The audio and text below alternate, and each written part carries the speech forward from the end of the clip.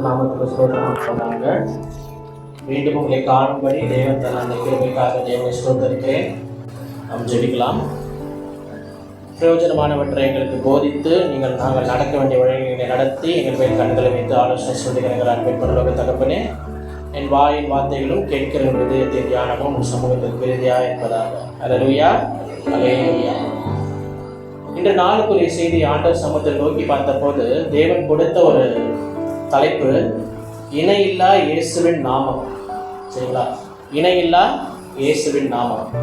இந்த செய்தியை நல்லா கேளுங்க, விசுவாசத்தோடு கேளுங்க. உங்கள் வாழ்க்கை மாறும், உங்கள் சிந்தனை மாறும், உங்களுடைய தாட்ஸ் மாறும். ஆண்டவர் பெரிய அற்புதத்தை செய்ய வல்லவராக இருக்கிறார். திருப்பிக் கொள்ளுங்கள். மத்தேயு முதலாவது அதிகாரம் 21, 22 இந்த 2 வசனங்கள் நம்ம வாசிக்கலாம்.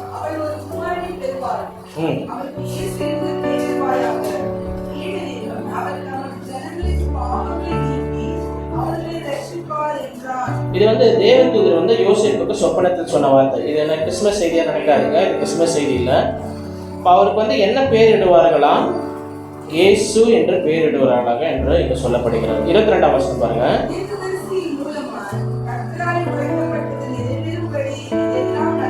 இப்போ தீர்க்கதரிசியின் மூலமாக இந்த மத்தேயுவை பார்க்கும்போது இவர் வேதத்தை நல்லா அறிந்தவர். நம்ம மற்ற சுவிசேஷத்தை பார்க்கிறதை விட அந்த மத்தேயுவை பார்க்கும்போது அநேக காரியங்களை இவர் மேற்கோள் கட்டி காட்டுவார். பழைய ஏற்பாடோட ஒப்பிட்டு பேசுவார். இங்க சொல்றாரு, தீர்க்கதரிசியின் மூலமாக கர்த்தரால் உரைக்கப்பட்டது நிறைவேறும்படி இதெல்லாம் நடந்தது என்று சொல்லி. அடுத்த வசனம் பாருங்க.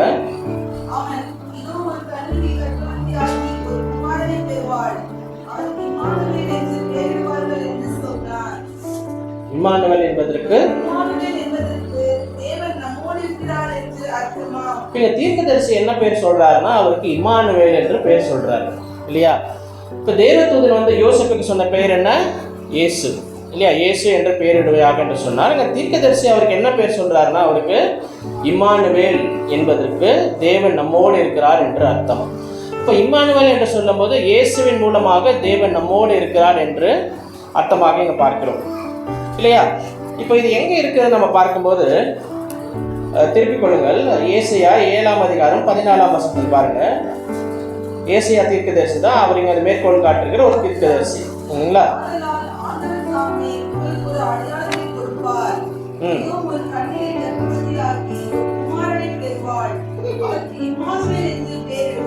இப்போ இவருக்கு என்ன வெளிப்பாடு கிடைச்சிருக்குன்னா அவர் பேர் இம்மானுவேல் அப்படின்னு சொல்லி ஒரு வெளிப்பாடு கிடைச்சிருக்கு.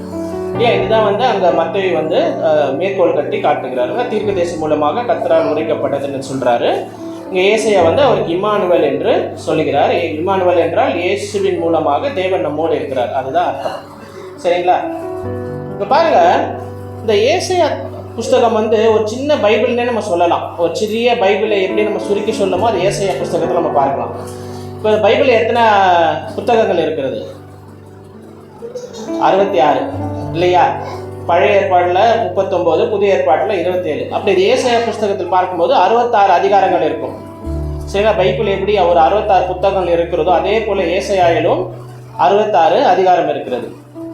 பழைய ஏற்பாடு எவ்வளோ இருக்கு? 39, இல்லையா?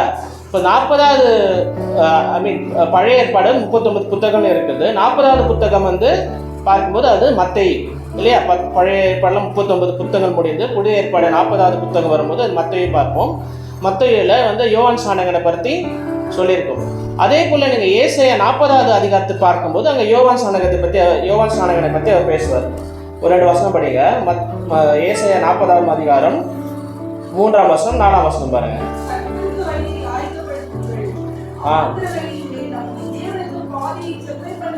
இதே காரியத்தை தான் யோவான் ஸ்நானகன் பண்ணார், இல்லையா? மத்தேயுல நம்ம பார்க்கலாம். அப்போ இந்த ஏசாயை பார்க்கும்போது ஒரு சின்ன ஒரு பைபிளாகவே நம்ம பார்க்க முடியும். ஏன்னா அநேக காரியங்களே இங்கே சொல்லப்பட்டிருக்கு.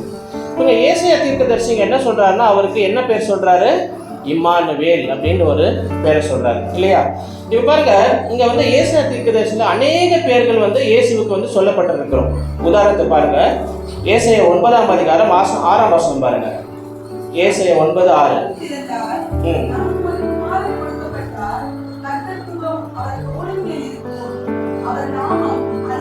அதிசயமானவர், ஆலோசனை கர்த்தா, வல்லமையுள்ள தேவன், நித்திய பிதா, இங்க பாருங்க 5 பேர் வந்து இங்க கொடுத்துருக்கிறாரு.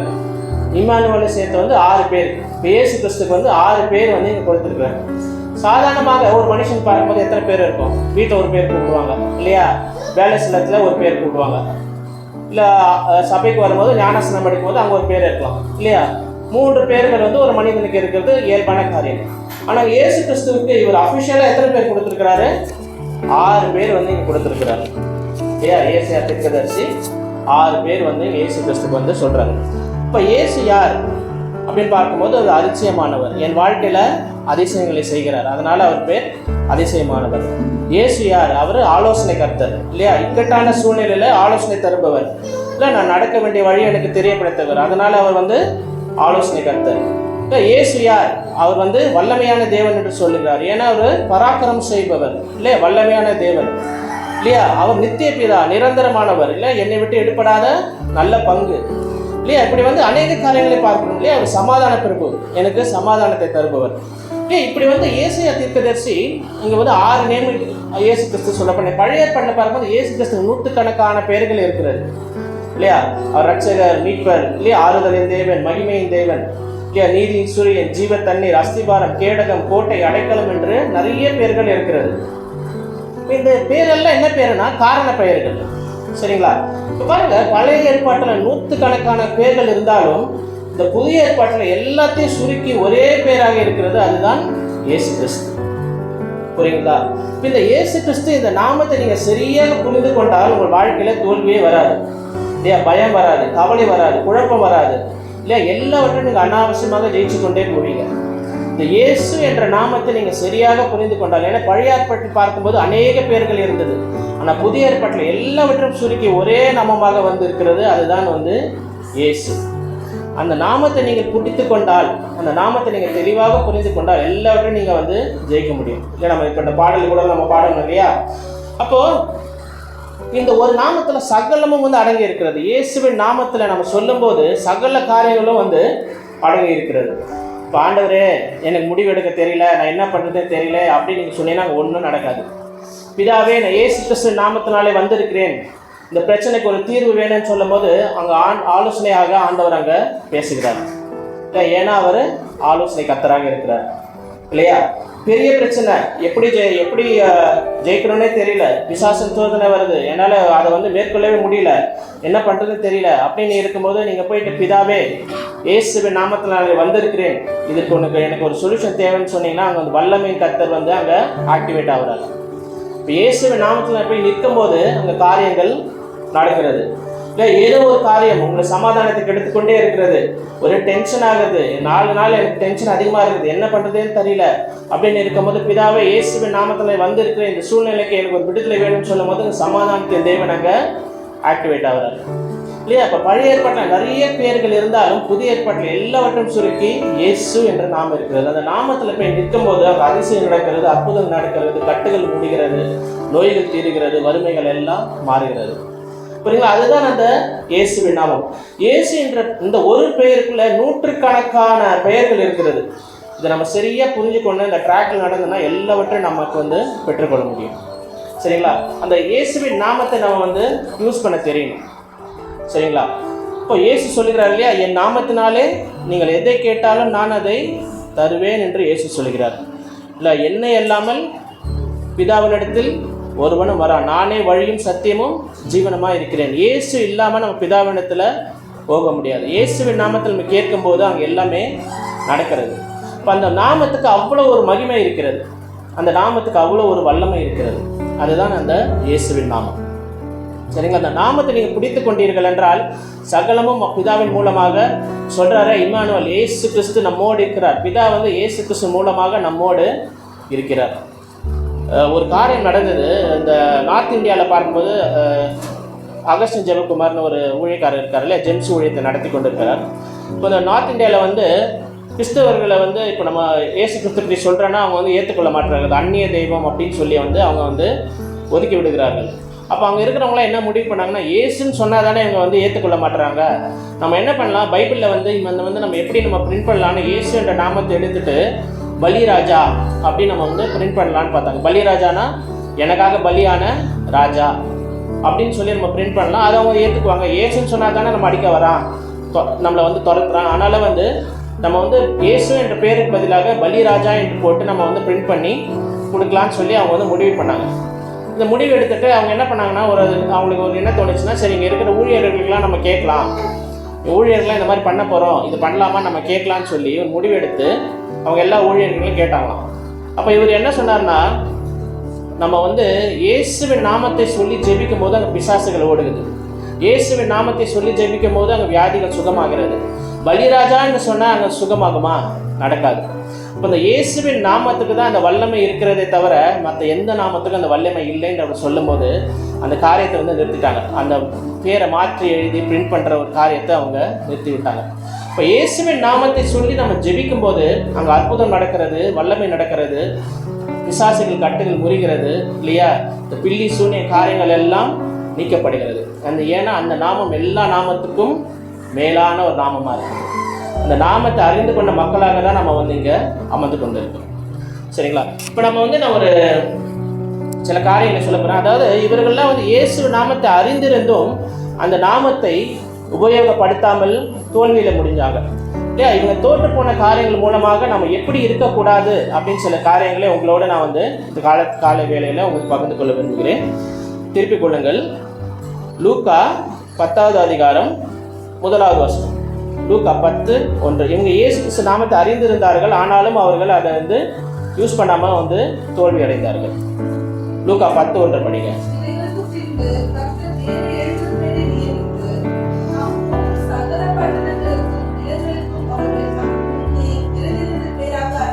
இப்போ இயேசு கிறிஸ்து 70 சீஷர்களை தெரிந்து கொண்டார் இல்லையா, அவங்க 2 பேரா. அப்போ 35 டீமாக வந்து என்ன பண்ணுறாரு, சகல பட்டணங்களுக்குள்ள எல்லாத்துக்கும் அவர் அனுப்புகிறார் 2 பேராக.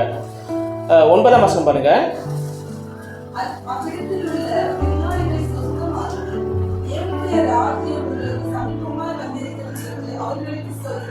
இப்போ சொல்கிறாரு, நீங்கள் போய் எல்லாருக்கும் சுவிசேஷத்தை பிரசங்கிங்கன்னு சொல்கிறாரு. சரிங்களா? இப்போ என்ன நடந்தது, நான் சீக்கிரமாக போகிறேன். 17ஆம் வசனம் பாருங்க. 17.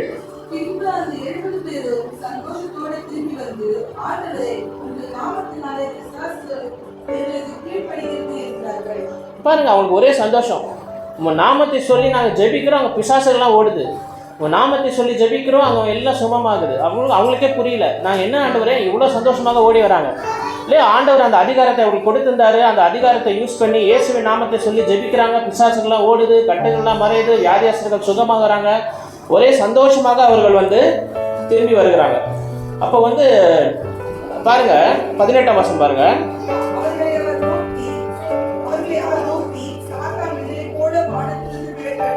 இப்போ இந்த நாமத்தை யூஸ் பண்ணி அவங்க வந்து யூஸ் பண்ணும்போது சாத்தான் என்ன வரானா, வானத்திலிருந்து மின்னலை போல கீழே விழுகிறதை பார்க்குறாரு இல்லையா. இப்போ 19ஆம் வசனம் பாருங்க.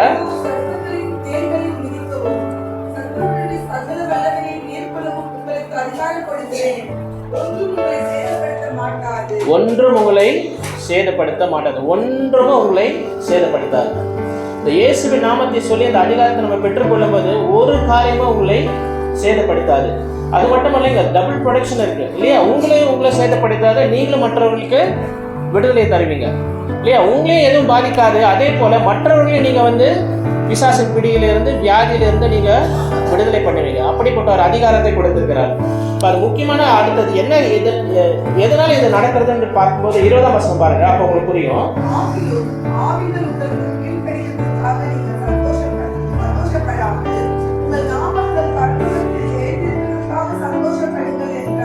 பாருங்க, இதுக்காக நீ சந்தோஷப்படாதீங்க. இதை காட்டிலும் ஒரு பெரிய காரியம் என்னன்னா, உங்க பேரெல்லாம் பரலோகத்துல எழுதப்பட்டிருக்கிறது.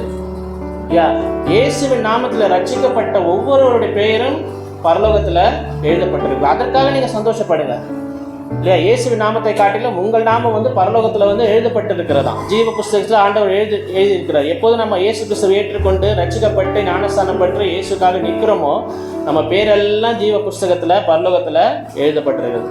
ஆனால் நீங்கள் பரலோகத்துக்கு போகும்போது உங்கள் பேரெல்லாம் நீங்கள் வந்து பார்க்க முடியும். இது எப்படி நடக்கிறது இல்லையா. என் பேர் வந்து பரலோகத்தில் எழுதப்பட்டிருக்கிறது, எப்படி எனக்கு இந்த அதிகாரம் கிடைக்கிறது, எப்படி நான் பிசாசுகளை துரத்துக்கிறேன், வியாதிகளை சுகமாக்குறேன். பாருங்க, ஒரு வசனம் பாருங்க. மத்தேயு 16ஆம் அதிகாரம் 19ஆம் வசனம் பாருங்க. மத்தேயு 16:19.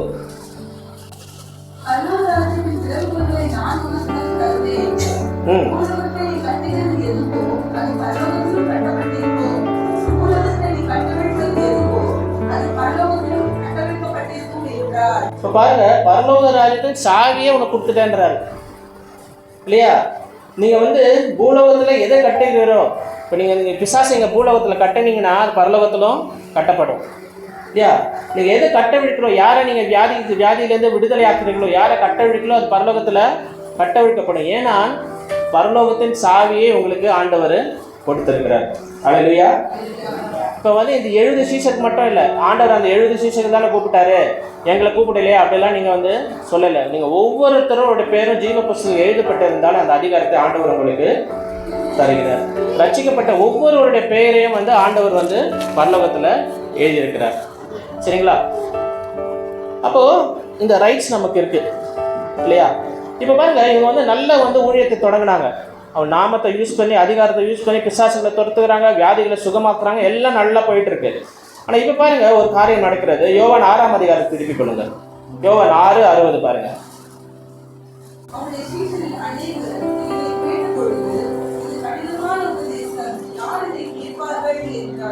61ஆம் வசனம்.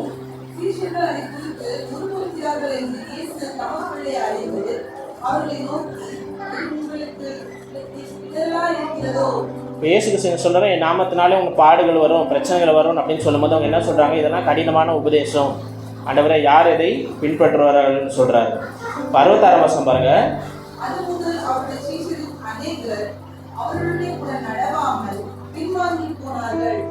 பாருங்க, இந்த சீஷர்கள் எல்லாத்துக்கும் ஒரு அதிகாரம் இருந்துச்சு. இயேசு நாமத்தினாலே பிசாசுகளை துரத்தினார்கள், வியாதிகளை சுகமாக்கினார்கள். ஆனால் அவர் நாமத்தை பாடுகள் வரும், பிரச்சனைகள் வரும் அப்படின்னு சொல்லும் போது என்ன பண்றாங்கன்னா, அநேகர் பின்வாங்கி போகிறார்கள். அநேகர் என்று போடப்பட்டிருக்கிறது இல்லையா? அநேகர் அந்த பாடுகள் பிரச்சனைகள் வரும்போது அவரை விட்டு பின்வாங்கி போகிறார்கள். ஆரம்பம் நல்லா தான் இருக்கு, சாட்சிகளெல்லாம் சொல்லுவோம் இல்லையா, ஆண்டவர் செய்தார் அதை செய்தார். அந்த ஆண்டவர் நிமித்தம் அவங்க பாடுகள் வரும்போது அதை நம்ம பின்வாங்கி போய் விடுகிறோம் இல்லையா? அதை நம்ம ஏற்றுக்கொள்ள முடியல. இப்போ இவங்க பாருங்க, இவங்க இயேசுவின் பெயரை நல்லா அறிந்திருந்தார்கள், இல்லை அற்புதம் செய்தார்கள். ஆனால் அவள் நாமத்தை நிமித்தம் உங்களுக்கு துக்கம் வரும், அடி விழும், வேதனை வரும் என்று சொல்லும்போது அவர்கள் என்ன பண்ணுறாங்கன்னா, பின்வாங்கி போய்விடுகிறார்கள் இல்லையா? இப்போ என்ன சொல்கிறாங்கன்னா, பிசாசை துரத்துவோம், ஆண்டவரே வியாதியஸ்தரை சுகமாக்குவோம், அதெல்லாம் நாங்கள் செய்வோம். ஆனால் உங்கள் நிமித்தம் பாடுகள் வந்தால் நாங்கள் நிற்க மாட்டோம் இல்லையா? உங்கள் ஊழியம் வேண்டாம் என்று சொல்லி அவங்க எல்லாரும் போய்விடுகிறார்கள் இல்லையா? அப்படி நம்ம இருக்கக்கூடாது. இயேசுவின் நாமத்தினாலே நமக்கு பிரச்சனைகள் வந்தாலும் போராட்டங்கள் வந்தாலும் அந்த நாமத்தில் நம்ம நிலைச்சு நிற்கணும்னு ஆண்டவர் நாங்கள் எதிர்பார்க்கிறார்.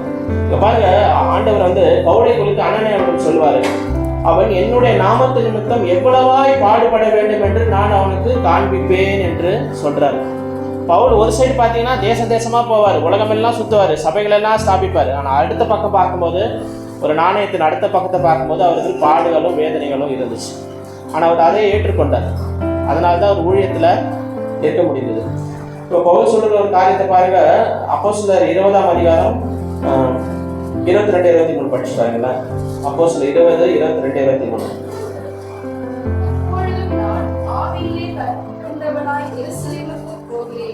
அங்கே எனக்கு நேரிடும் காரியங்களை நான் அறிவேன். கட்டுகளும் உபத்திரவங்களும் எனக்கு வைத்திருக்கிறது என்று பரிசுத்த ஆவியானவர் பட்டணத்தோடு தெரிவிக்கிறதை மாத்திரம் அறிந்திருக்கிறேன். பரிசுத்த ஆவியானவர் என்ன தெரிவிக்கிறாரா? கட்டுகளும் உபத்திரவங்களும் எனக்கு உண்டு என்று அவர் சொல்றாரு. ஆனாலும் நாங்கள் போவேன். ஏன் அந்த கட்டுகளையும் உபத்திரவத்தையும் பார்த்து நான் பயந்து போக மாட்டேன். அங்கேயும் போய் ஆண்டவருடைய நாமத்தை அங்கே பிரஸ்தாபப்படுத்துவேன். அப்போஸ்தலர் 21 அகபு என்று ஒரு தீர்க்கதரிசி இருப்பான். அவன் பவுலை குறித்து சொல்வார் இல்லையா? பவுலுடைய கச்சையை எடுத்துக்கொண்டு அவர் கை காலையில் கட்டி கொண்டு சொல்லுவார், இந்த விதமாக யூதர்கள் அதை கட்டி கொண்டு புறஜாரியத்தில் கொண்டு போவாங்கன்னு சொல்லுவார். இப்போ பவுல் சொல்வார், நான் இயேசுவின் நாமத்தினால் கட்டுப்படுவதற்கு மாத்திரமல்ல மரிப்பதற்கும் ஆயத்தமாக இருக்கிறேன் என்று அவர் சொல்லுவார். அப்போ இந்த நாமத்திற்கும் பாடுகள் வந்தாலும் நாம் அவரை ஏற்றுக்கணும். எல்லா நேரத்திலும் அவளோடு நம்ம நிற்க வேண்டும். அப்போது இந்த நாமத்தை நம்ம உபயோகிக்கும் போது ஆண்டவருடைய வல்லமை நமக்கு வெளிப்படும். சரிங்களா? ஒரு பாடுகள் வந்தது, ஒரு பிரச்சனை வந்த உடனே இயேசுவின் நாமத்தை மறுதலித்து போகிற கூட்டமாக நம்ம இருக்கக்கூடாது. எல்லா சூழ்நிலையிலும் அவருக்காக நிற்கிற ஒரு கூட்டமாக நம்ம நிற்கணும். அப்போ அந்த நாமத்தில் நம்ம உறுதியாக நிற்கும் போது அந்த நாமத்தின் வல்லமை நமக்குள்ள செயல்படும். சரிங்களா? அடுத்த ஒரு காரியத்தை பாருங்க, திருப்பி கொள்ளுங்கள். மத்தேயு 10ஆம் அதிகாரம் முதல் வசனம் பாருங்க. மத்தேயு 10 முதலாவது வசனம். ஆ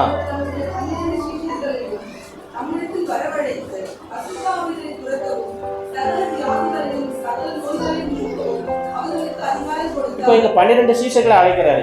அவர்களுக்கு இதே அதிகாரத்தை கொடுக்கிறாரு. என்ன அதிகாரம்? அசுத்த ஆவிகளை துரத்தவும், சகல வியாதிகளும் நீக்கவும், சகல நோய்களும் நீக்கவும் அவர்களுக்கு அதிகாரம் கொடுத்தாரு. இது எத்தனாவது அதிகாரம் நடக்கிறது? மத்தேயு 10வது அதிகாரம். இப்போ மத்தேயு 17ஆம் அதிகாரத்துக்கு வாங்க. மத்தேயு 17ஆம் அதிகாரம் 17ஆம் அதிகாரம் 15ஆம் வசனம் படிங்க.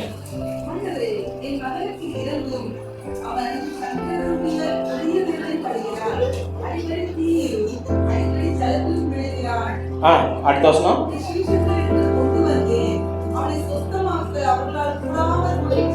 இப்ப பாருங்க, மத்தேயு 10ஆம் அதிகாரத்திலே இந்த அதிகாரத்தை கொடுத்துட்டாரு. ஆனா 17ஆம் அதிகாரத்தை நம்ம பார்க்கிறோம். 16ஆம் வசனத்தை, உன் சீஷரிடத்தில் கொண்டு வந்தேன், அவனை சொஸ்தமாக்க அவர்களால் கூடாமல் போயிட்டு. இப்ப என்ன நடக்குதுன்னா, இயேசு கிறிஸ்து மறுரூப மலையிலிருந்து கீழே வருகிறாரு. வரும்போது அவர்கிட்ட 3 சீஷர்கள் இருந்தார். பேதுரு, யோவான், யாக்கோபு இருந்தார். மற்றும் 9 சீஷர்கள் கீழே மலை அடிவாரத்தில் இருக்கிறாங்க. இங்கே ஒரு மகன் வந்து ஒரு தகப்பன் வந்து மகனை கொண்டு வருகிறாங்க. இங்கே பாருங்க, அவங்க மல்டிபிள் ப்ராப்ளம்ஸ் இருந்திருக்கு இல்லையா? சந்திரோகியாக, அதாவது ஃபிக்ஸ் வருது அவனுக்கு இல்லையா? ஃபிக்ஸ் வருதுன்னு வாயில் நுர தள்ளுது. அது மட்டும் அவனால என்ன ஆகுறான்னா, அடிக்கடி தீயிலும் அடிக்கடி ஜலத்திலும் விழுகிறான். நெருப்பை பார்த்தா போய் விழுந்துடுறான், தண்ணியை பார்த்தா போய் விழுந்துடுறான். இப்படிப்பட்ட அநேக ப்ராப்ளம்ஸ் வந்து அந்த மகனுக்குள்ள இருக்கிறது. இங்கே கொண்டு வராங்க. சீஷர்கள் என்ன பண்ணுறாங்க? இயேசு நாமத்தை சொல்கிறாங்க. ஆனால் வந்து அங்கே ஒன்றும் நடக்கலை இல்லையா? அப்போ பாருங்க என்ன நடக்கிறது. இங்கே அநேக பாண்டேஜஸ்லாம் வருகிற ரொம்ப ஸ்ட்ராங்கான ஒரு பாண்டேஜ் இல்லையா? நிறைய கொடுமையான சொன்ன மாதிரி அவளுக்கு வந்து ஃபிக்ஸ் வருது, பிசாசின் ஆதிக்கங்கள் இருக்கிறது, அநேக ப்ராப்ளம்ல இருக்கிறான். இப்போ 18ஆம் வசனம் பாருங்க.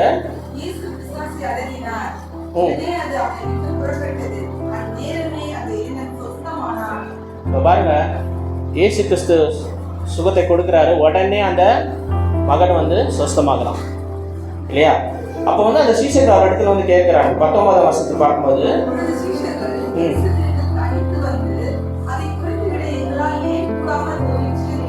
இவங்க கேட்குறாங்க, இல்லை ஆண்டவரே, உங்கள் நாமத்தை சொன்னாங்க ஒன்றுமே நடக்கலையே, எங்களால் ஏன் துரத்தி விட முடியல, உங்களால் மட்டும் எப்படி முடிஞ்சது இல்லையா? அப்போ இயேசு கிறிஸ்து அவர்கள் ஒரு காரியத்தை சொல்றாரு.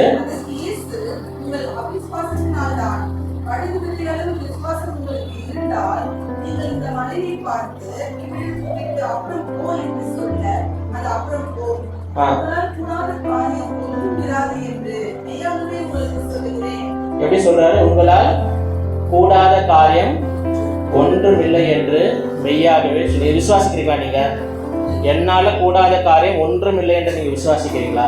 அது ஆண்டவர் எவ்வளவு திருத்தமா சொல்றாரு பாருங்க. மெய்யாகவே உங்களுக்கு சொல்லுகிறேன் இல்லையா? உங்களால் கூடாத காரியம் ஒன்றும் இல்லை என்று மெய்யாகவே உங்களுக்கு சொல்லுகிறேன் என்று இயேசுக்கு சொல்றாரு. அவர் சொல்றது வந்து அவர் பொய்யா கொண்டு பேச சொல்ல மாட்டாரு.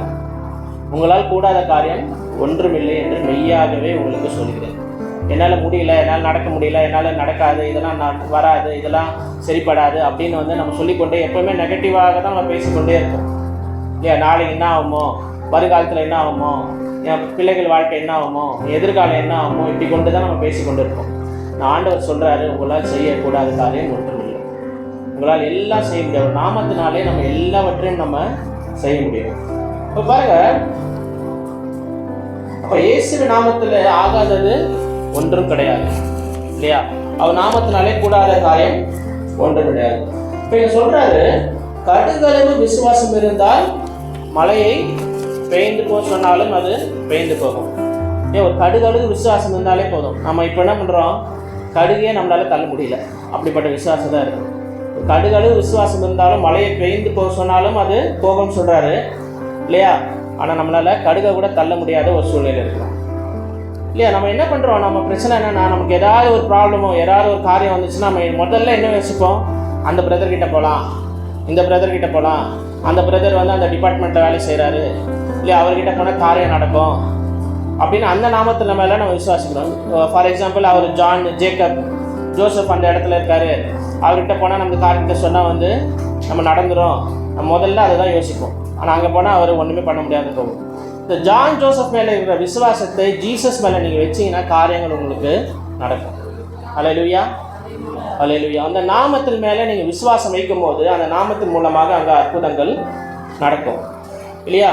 அப்போது யாரோ மேலே நம்ம விசுவாசத்தை வைக்கிறப்ப ஆண்டவர் சொல்கிறாருன்னா ஒரு அஷூரன்ஸ் கொடுக்குறாரு, மெய்யாகவே உங்களுக்கு இது நடக்கும், உங்களால் செய்யக்கூடாத காரியம் ஒன்றும் இல்லை.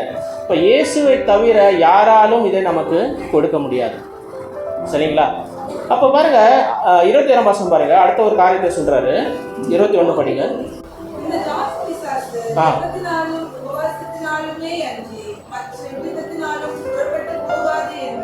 இங்க ஆண்டவர் வந்து 3 காரியங்களை சொல்றாரு. முதல்ல என்னவா? விசுவாசம் இல்லையா? ரெண்டாவது ஜெபம், மூன்றாவது உபவாசம். சரிங்களா? விசுவாசத்தை குறித்து பார்த்தோம். அடுத்து வந்து நம்ம ஜெபத்தை குறித்து இங்கே சொல்றாரு இல்லையா? இந்த 3 காரியங்களும் இருக்கும்போது நமக்கு வந்து இந்த நாமத்தை சொல்லி ஜெபிக்கும் போது இவங்க எல்லாம் நமக்கு பேக்கப் பண்ணும். முதலாவது ஆண்டவர் மேலே ஒரு முழுமையான பூர்ண விசுவாசம் இருக்குன்னு சொல்றாரு. அடுத்தது என்ன சொல்றாரு? ஜெபத்தை குறித்து ஆண்டவர் இங்கே சொல்றாரு. இப்போ நீங்கள் 21 நாள் நம்ம ஜெபம் நடத்தணும் இல்லையா? இப்போ பிரதர் என்ன பண்ணார்? 21 நாள் வந்து உங்களுக்கு ஜெபத்தை நடத்தினார். 22ஆம் தேதி நீங்கள் என்ன பண்ணீங்க? 21 நாள் ஒரு ஜெபத்தை நடத்தினாரு. 22ஆம் தேதி நீங்கள் என்ன பண்ணீங்க? திருப்பி பழையபடி போயிட்டீங்களா? இப்போ ஸ்டார்ட் ஆகாத ஒரு என்ஜினை ஸ்டார்ட் பண்ணி விட்டார். ஓட வேண்டியது உங்கள் கையில் இருக்குது. சரிங்களா? 21 நாள் மட்டும் அது முடியல. 22ஆம் தேதி உங்கள் கையில் தான் இருக்குது. உங்களுடைய தனிப்பட்ட ஜெபம், உங்கள் குடும்ப ஜெபம் எப்படி இருக்குது என்பது தான் இது முக்கியம். அதை பொறுத்து தான் இயேசுவின் நாமம் உங்களுக்கு வாழ்க்கையில் செயல்படும் இல்லையா? இப்போ நீங்கள் வந்து ஒரு காரியத்தை செய்கிறீங்க, அதோடு அது முடிஞ்சு போட்டுச்சுன்னு கிடையாது. நான் சொன்ன மாதிரி என்ஜினை ஸ்டார்ட் பண்ணிட்டாரு, ஓட வேண்டியது உங்கள் கையில் இருக்குது. நீங்கள் போய் இலக்கை நீங்கள் அடையணும். அது வரைக்கும் நீங்கள் ஓடிக்கொண்டே தான் இருக்கணும். அப்போ ஆண்டவர் நீங்கள் என்ன சொல்கிறாருன்னா, ஒரு சீரான ஜெப வாழ்க்கை இருக்கணும் இல்லையா? இப்போ நைட்டு வந்து 9 to 10 நம்ம வந்து ப்ரேயர் பண்ணிங்க. அடுத்த நாள் என்ன பண்ணீங்க? எந்த டைமில் நீங்கள் ப்ரேயர் பண்ணீங்க இல்லையா? நம்ம ஜெப வாழ்க்கை எப்படி இருக்கிறது? சீராக இருக்கிறதா? வழக்கத்தின்படி இருக்கிறதா? இப்போ சிஸ்டர் சாட்சி சொல்லும் போது கூட சொன்னாங்க இல்லையா, நைட்டு நாங்கள் ஜெபம் பண்ணோம், காலையில் எழுந்து ஜெபம் பண்ணோம். அந்த ஜெபம் வந்து ஒரு நாள் 2 நாள் இருக்கக்கூடாது, தொடர்ச்சியாக இருந்து கொண்டே இருக்கணும். உங்கள் ஜெப வாழ்க்கை சீராக இருந்துச்சுன்னா உங்கள் வாழ்க்கையில் வந்து அற்புதங்களை அடையாளங்கள் இயேசுவின் நாமத்தினால நடக்கும். சில காரியங்களை பாருங்கள். லூக்கா 22ஆம் அதிகாரம் 39ஆம் வசனத்தை பாருங்கள். இங்கே இயேசு கிறிஸ்து சொல்கிற காரியங்களை பாருங்கள். அவரோட ஜெப வாழ்க்கை எப்படி இருந்தது பாருங்க. லூக்கா 22:39. பின்பு அவர் புறப்பட்டு வழக்கத்தின்படியே ஒலிவமலைக்கு போனார். அவருடைய சீஷரும் அவரோட கூட போனார்கள். இந்த வசந்த வார்த்தைகளை பார்த்தீங்கன்னா, வழக்கத்தின்படியே. அவருக்கு ஒரு வழக்கம் இருந்துச்சு இல்லையா? வழக்கத்தின்படியே ஒலிவமலைக்கு போய் அவர் என்ன பண்ணுறாரு? ஜெபம் பண்ணுறாரு. அவருக்கு ஒரு வழக்கம் இருந்துச்சு இல்லையா? அந்தபடியே அவர் செய்தார். இன்னொரு வசனம் படிங்க. அப்போஸ்தலர் 3ஆம் அதிகாரம் 1 வசனம் படிங்க. அப்போஸ்தலர் 3:1.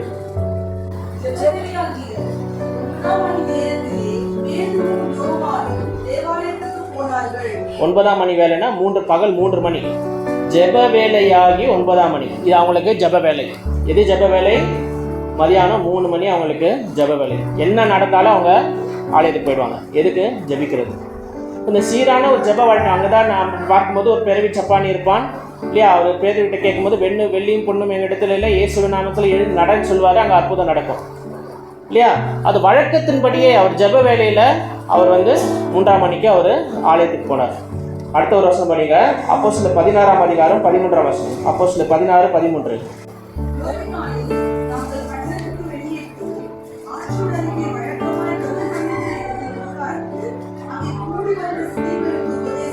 பாருங்க, ஆற்றின் அருகே வழக்கமாய் ஜெபம் பண்ணுகிற இடத்தில் உட்கார்ந்து.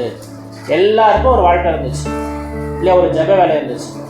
பவுல் சொல்றாரு இல்லையா, ஆற்றின் அருகே வழக்கமாய் ஜெபம் பண்ணுகிற இடத்துல உட்கார்ந்தோம். அவங்களுக்கு ஒரு வழக்கம் இருந்துச்சு. அப்போ இங்க ஒரு அற்புதம் நடக்குது பாருங்க. 14ஆம் வசனம்.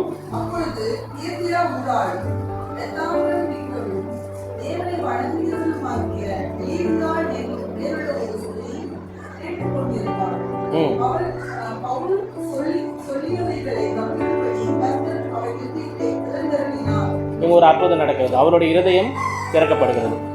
உங்ககிட்ட காரியம்லாம் என்னன்னா பெரிய விஷயம்லாம் இல்லை, வழக்கத்தின்படியே அவங்க ஜெப வேலையை அவங்க இருந்தாங்க.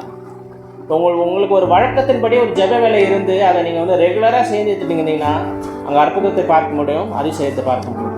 பெரிய காரியத்தை ஆண்டவர் ஒன்றும் எதிர்பார்க்கல. பிரதர் ஸ்டார்ட் பண்ணி விட்டார். இதுக்கப்புறம் நீங்கள் வந்து கொண்டு போக வேண்டியது உங்கள் வேலை, உங்கள் கையில் தான் இருக்குது. நம்ம தனிப்பட்ட ஜெப வாழ்க்கை எப்படி இருக்கிறது இல்லையா? நம்ம வந்து கூட்டத்தோட ஜெபிப்போம், சபையோட ஜெபிப்போம், அதெல்லாம் பண்ணுவோம்.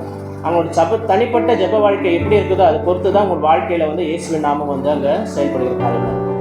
முதலாவது விசுவாசம், ரெண்டாவது ஜெபம் இல்லையா? இதை நீங்கள் வந்து கற்றுக்கணும். மூன்றாவது பார்க்கும்போது ஆண்டவர் சொல்கிறது என்னது? உபவாசம். எத்தனை பேருக்கு உபவாசம் பண்ணுற பழக்கம் இருக்கிறது? ஒருவேளை சாப்பாடு அறியாத நம்ம வந்து சாக்ரிஃபைஸ் பண்ணி ஆண்டவருக்காக உபவாசம் பண்ணணும்னு ஆண்டவர் எதிர்பார்க்குறோம் இல்லையா? நீங்கள் வேலையிலேருந்து வரீங்க, இந்த வேலையெல்லாம் இருக்கிறத எப்படி வருது, எப்போ உபவாசம்? வேலையிலேருந்து வரீங்களா, ஒரு 6 மணிக்கு பைபிள் எடுத்துகிட்டு உட்காருங்க. நைட்டு சாப்பாடை வந்து ஸ்கிப் பண்ணுங்கள், 12 மணி வரைக்கும் பண்ணுங்கள். 6 மணி நேரம் ஆண்டவர் சமூகத்தில் இருங்க. ஒரு வேலை சாப்பாட்டை நீங்கள் சாக்ரிஃபைஸ் பண்ணி அப்போ பாருங்கள் உங்கள் வாழ்க்கையில் நடக்கிற அற்புதங்களை அதிசயங்கள். விசுவாசம், உபவாசம், ஜெபம் இந்த மூன்றுமே உங்களுக்குள்ளே இருக்கும்போது உங்கள் வாழ்க்கையில் வந்து ஆண்டவர் வந்து ஆசீர்வாதத்தை வந்து தருகிறதா இருக்கிறார். அநேக பேர் உபவாசம் பண்ணுற பழக்கமே இல்லாமல் இருக்கிறது. அதெல்லாம் எதுக்கு, நமக்கு எதுக்கு அப்படின்னு இல்லையா? உபவாசம் என்பது ரொம்ப முக்கியம். ஒரு வசனம் பாருங்க, இயேசு கிறிஸ்து சொல்லுவார், லூக்கா 5ஆம் அதிகாரம் 35ஆம் வசனத்தில், மணவாளன் அவர்களை விட்டு எடுப்படும் நாட்கள் வரும், அந்நாட்களிலே உபவாசிப்பார்கள் என்றார் இல்லையா? மணவாளன் வந்து அவர்களை விட்டு எடுப்படும் நாட்கள் வரும். அப்போ கண்டிப்பாக அவர்கள் எல்லாம் உபவாசம். மணவாளன் யார்? இயேசு கிறிஸ்து. இயேசு கிறிஸ்து இப்போ சிலுவையில் அறையப்பட்டிருக்கிறார், நம்மளோட இல்லை. நம்மளோட இல்லைன்னா என்ன? மனிதனாக நம்மளோட இல்லை. இப்போ அந்த நேரத்தில் என்ன சொல்கிறாரு? அவர்கள் எல்லாம் உபவாசிப்பார்கள். அவர் சீசனை குறித்து சொல்லும் போது சொல்கிறார். இப்போ ஆண்டவரே சொல்கிறாரு அவங்களுக்கு உபவாசம் தேவை என்று அவர்கள் சொல்கிறார் இல்லையா? அப்போ வந்து நம்ம வாழ்க்கையில் விசுவாசம் 100% ஆண்டவர் மேலே இருக்கணும். ரெண்டாவது நம்ம ஜெப வாழ்க்கை சீராக இருக்கணும். அடுத்தது நம்ம வந்து உபவாசம் இருக்கணும்.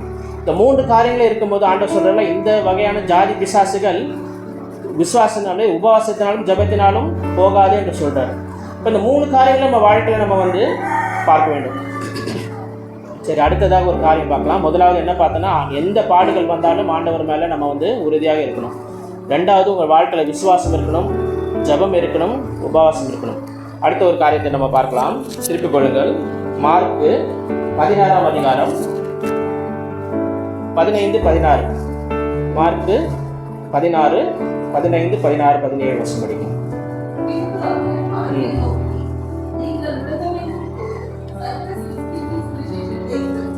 இது வந்து அப்போஸ்தலருக்கு சொன்ன ஒரு கட்டளை இல்லையா? நீங்கள் உலகம் எங்கும் போய் சர்வ சிருஷ்டிக்கும் சுவிசேஷத்தை பிரசங்கிங்கள். அடுத்தது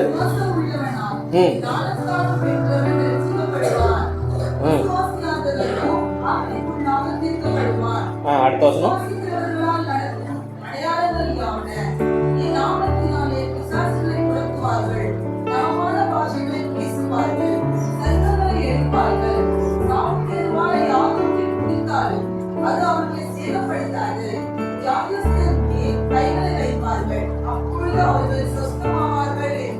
பாருங்க, நான் சொன்ன மாதிரி டபுள் ப்ரொடக்ஷன் இருக்கு. ஒன்று வந்து அவங்களுக்கு ஒன்றும் நடக்காது, இவங்களும் அற்புதங்களை செய்வார்கள் இல்லையா?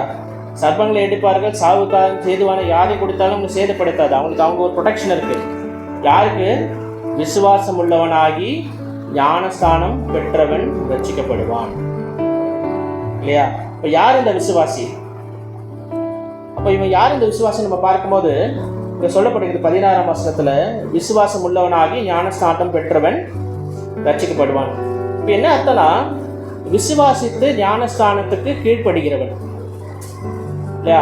அவர்கள் மூலமாக இதெல்லாம் வந்து நடக்கிறது.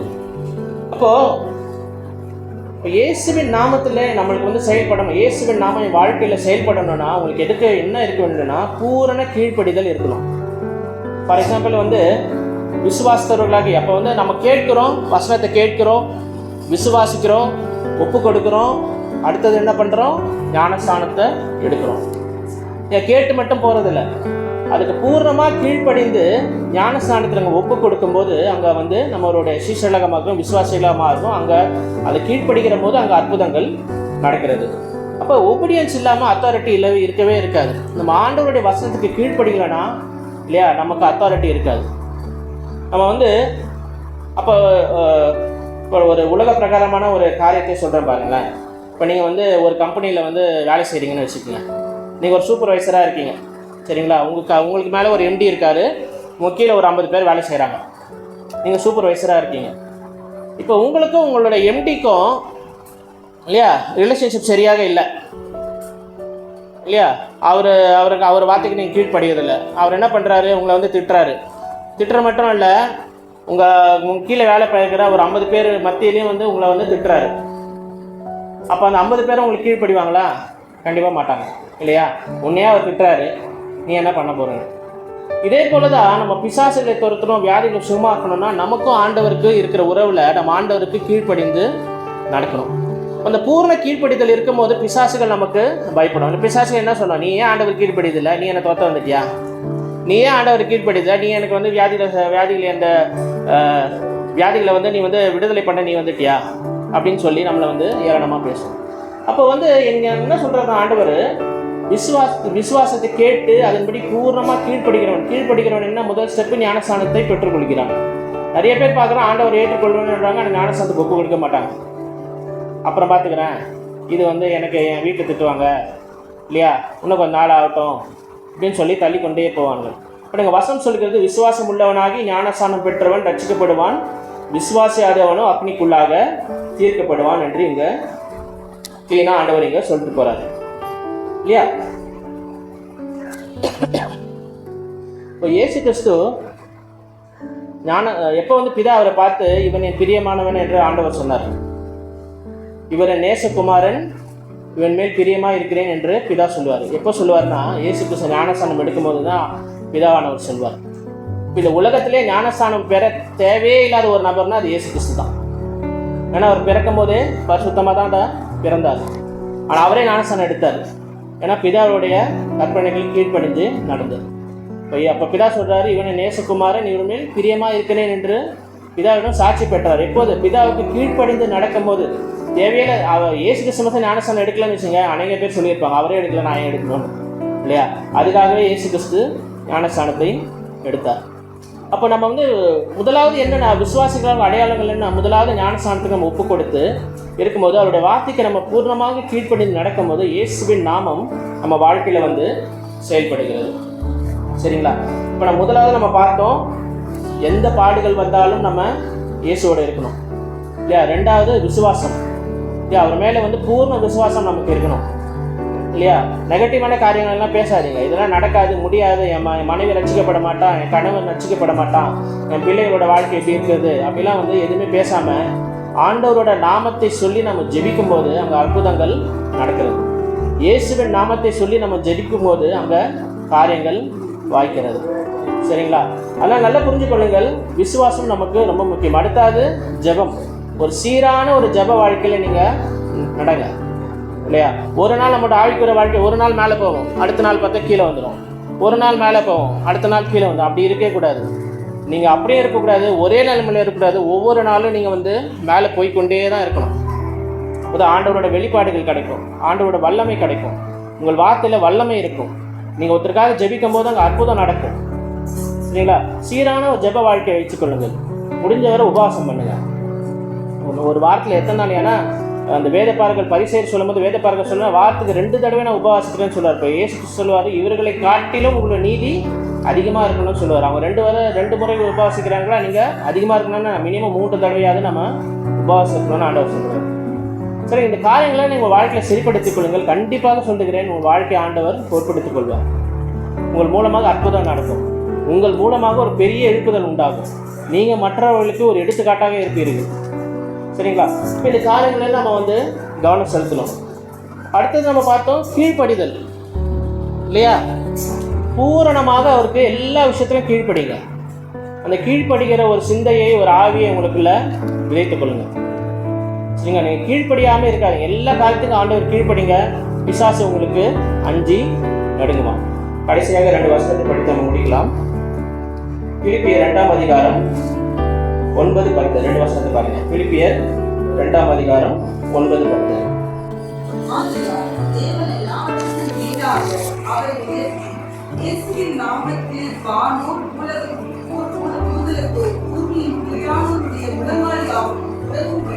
பாருங்க, தேவன் எல்லாவற்றுக்கும் மேலாக அவர் உயர்த்தி, இயேசு கிறிஸ்துவை உயர்த்தி என்ன ஆகுதான்? இயேசுவின் நாமத்தினாலே வானோர்னா என்ன? வான மண்டலத்தில் இருக்கிற தூதர்கள். சரிங்களா? அவர்கள். அப்புறம் பூதலத்தோர்னா நம்ம தான், மனிதர்கள் இல்லையா? தேவ தூதர்கள், மனிதர்கள். அப்புறம் பூமி கீழானோர், பிசாசுகள் இல்லையா?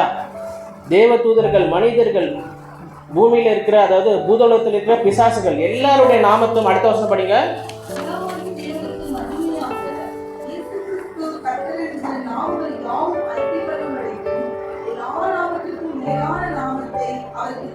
பாருங்க, எல்லா நாமத்துக்கும் மேலான நாமம் இயேசுவின் நாமம் இல்லையா?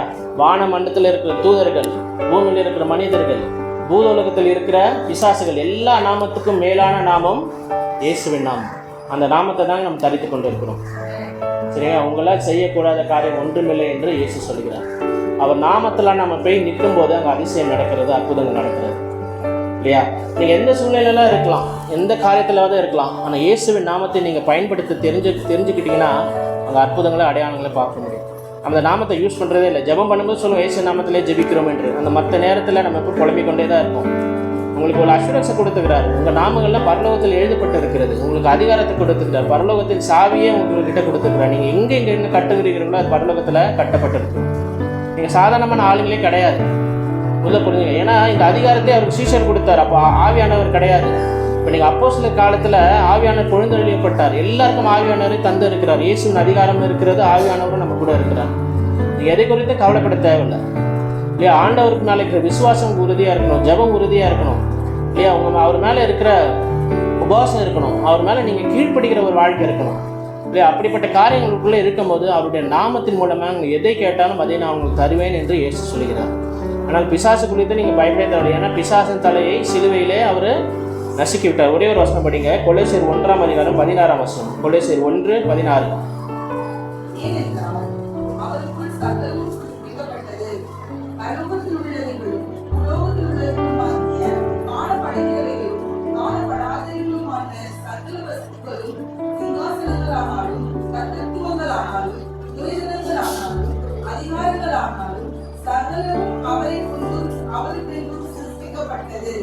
இயேசு கிறிஸ்து தான் சகலமும் அவரை கொண்டும் அவருக்கென்றும் சிருஷ்டிக்கப்பட்டது இல்லையா? பரலோகத்தில் இருக்கிற ஹெவன்ஸ் அண்ட் எர்த் தான் நீங்கள் காண கொடுக்கிறது, காணப்படாதவைகள், எல்லா பிரின்சிபாலிட்டிஸ், டொமைன்ஸ், பவர்ஸ் எல்லாமே அவரை கொண்டும் அவருக்கென்றும் சிருஷ்டிக்கப்பட்டது. அந்த நாமத்தில் தான் நாம் கூடியிருக்கிறோம். அந்த நாமத்தை தான் நாம் தொழுது கொள்கிறோம். நீங்கள் சரியாக புரிஞ்சுக்கொள்ளணும். இயேசுவின் நாமத்தில் நிற்கும் போது அந்த நாமத்தை சொல்லி நீங்கள் ஜெபிக்கும் போது உங்கள் தேவைகளை நான் சந்திக்கப்படுகிறது. ஆண்டவர் உங்கள் அற்புதத்தை செய்கிறார். சரிங்களா? ஆனால் நீங்கள் எதை குறித்து நீங்கள் கவலைப்பட தேவையில்லை. இயேசுவின் நாமம் உங்களோடு இருக்கும்போது நீங்கள் எல்லாத்தையும் நீங்கள் ஜெயிக்க முடியும். ஜெபிக்கலாமா?